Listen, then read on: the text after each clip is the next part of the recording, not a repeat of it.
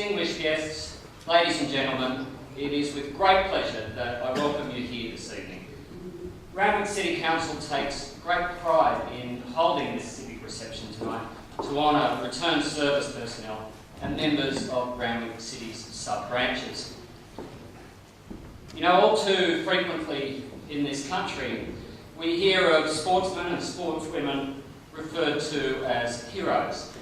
Champions they may be, but they are not and never likely to be heroes.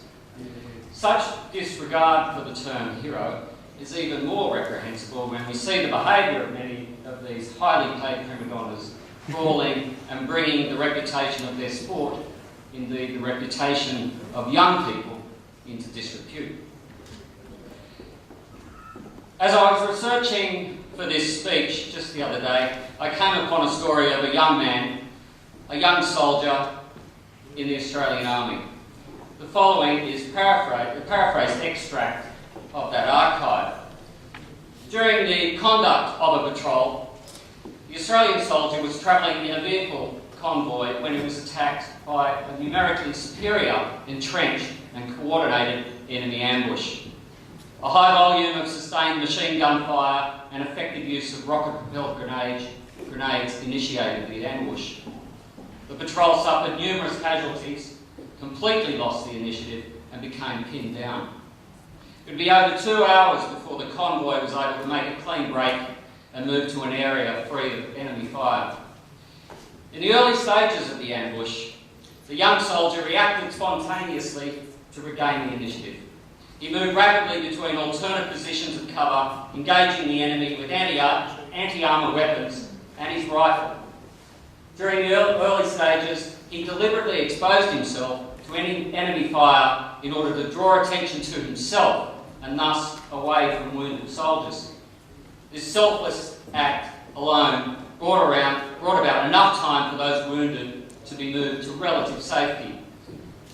The enemy employed the tactic of a rolling ambush, so the patrol was forced to conduct numerous vehicle manoeuvres under intense enemy fire over a distance of approximately 2.5 miles to escape from the engagement area.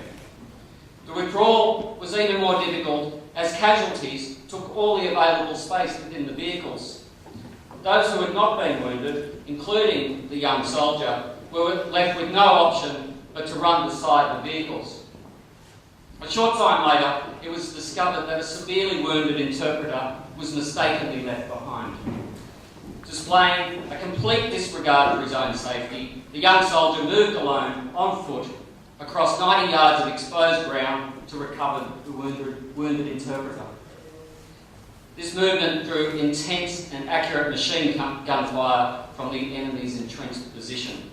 Upon reaching the wounded interpreter, the young soldier picked him up and carried him on his back to the vehicles, then provided first aid before returning to the fight. During the battle, the young soldier administered first aid to other wounded soldiers whilst continually engaging with the enemy.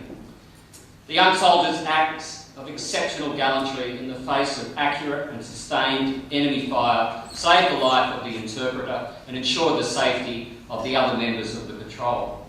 The young soldier's actions displayed exceptional courage in circumstances of great peril. The history books are full of stories such as this. Incomprehensible acts of courage, from Gallipoli to the Somme, from Milne Bay to Jazeen, from Capayong to Long Tan, from Baghdad to Bougainville. But this story, the story of one soldier's amazing courage, is not to be found in any history book.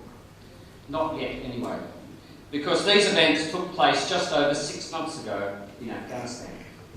The soldier is Trooper Mark Donaldson, DC, the first soldier to be awarded the Victoria Cross of Australia and the only Australian recipient of a Victoria Cross in 40 years.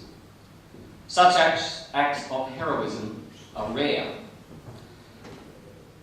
but in every serviceman and every servicewoman who has served and continues to serve our nation, that same courage, that same selflessness, that same set of values that motivated Trooper Donaldson on that day last September is commonplace.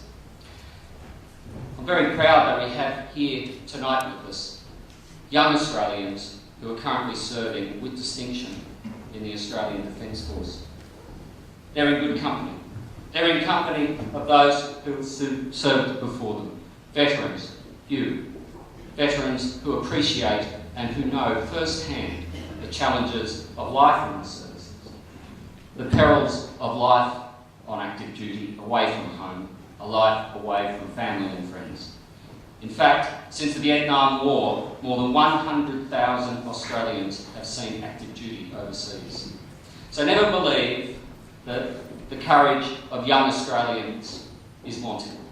Never entertain the suggestion that those who perished gave their lives in vain. And never, ever believe that the spirit of ANZAC is a dim, flickering flame, a fading chapter in history. The custodians of that proud tradition, indeed the authors of yet unwritten chapters of that legend, are the young servicemen and women who, even as we gather here this evening, face our enemies on foreign shores to protect our nation and our friends, but most importantly, to defend those shared, cherished ideals of democracy, liberty and freedom.